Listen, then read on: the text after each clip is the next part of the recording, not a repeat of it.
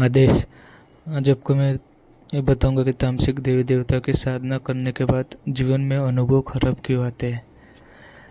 क्या कारण है कि उनके साधना के बाद इतने खराब अनुभव आते हैं, उसके बारे में संपूर्ण मैं आपको बातें बता दूंगा। और किसी तांत्रिक को, किसी भगत को या कोई नया साधक होगा, उसे साधना में सफलता नहीं मिल रही, तो भी आप वीडियो में दिए गए व्हाट्सएप नंबर के जरिए मुझसे बातचीत कर सकते हो। मैं आपको वहाँ पे संपूर्ण बातें बता दूंगा कि कैसे सफलता मिलती है और क्या नियम रहते हैं साधना में, उसके बारे में भी संपूर्ण बातें मैं बता दूंगा।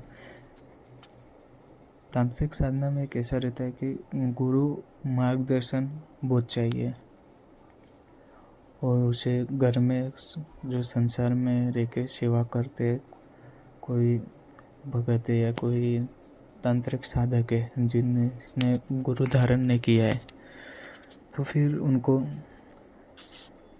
घर में रह के उन देवताओं की सेवा नहीं करनी चाहिए। जो घर में रख के देवताओं की सेवा करता है, उनके नियम बहुत अलग रहते हैं। उन देवी देवताओं के नियम बहुत रहते हैं, उग्र स्वरूप में चलने वाली देवी देवता रहते हैं। उनकी सेवा घर में नहीं करनी चाहिए। उनको भोग भी वैसे तामसिक लगते हैं। आप घर में रह के तो कोई इतने ज़्यादा भोग तामसिक दे नहीं सकता है। और उनकी जो साधना करते हैं वो उग्र स्वरूप में साधना होती है। इसके लिए पहले तो आपको गुरु धारण होना चाहिए और गुरु का मार्गदर्शन मिला हुआ रहना चाहिए, तब जाके आपको उनकी साधना में चलना चाहिए। अगर आपने गुरु धारण ही नहीं किया है, कोई आपके गुरु है नहीं, आप कहीं से मंत्र लेके जाप कर रहे हो और आपने संकल्प ले बिना भी मंत्र का जाप चालू कर दिया है और आपको 10 या 15 दिन हो गए हो मंत्र का जाप करते करते, तो फिर आपको वैसे अनुभव चालू हो जाते हैं। आप नियम में भी रखते हो, पर जो अनुभव रहते हैं वो आपको गुरु ही बता सकते हो। उस चीज़ों में के आदेश जो पढ़ते हैं वो आपको गुरु ही बता सकते हैं। इसका अर्थ क्या है और इसका क्या कारण है और इसको भोग कैसे लगाए जाते हैं। अब आप कहीं से मंत्र उठा के लिए के आए हो और वो मंत्र का जाप कर रहे हो और आपको लग गई है फटकार। आपको पता ही नहीं कि ये मंत्र कौन से देवता का है। बहुत साधक रहते हैं, ऐसे बहुत सारे साधक रहते हैं जो कहीं भी से भी मंत्र उठा के लेके आते हैं और मंत्र का जाप करते हैं। कहीं से भी मंत्र कोई भी बुक या किताब में से पढ़ लिया है, मोबाइल में से ले लिया है, उस मंत्र का जाप चालू करना कर दिया है, तो फिर उनको अनुभव एकदम अलग प्रकार के आते हैं। और पहली बात ये है कि उनको कोई पता नहीं है कि वो मंत्र कौन से देवता का है।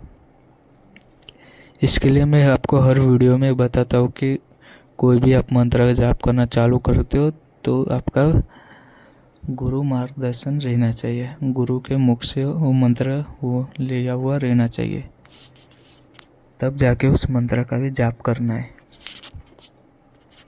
समझे?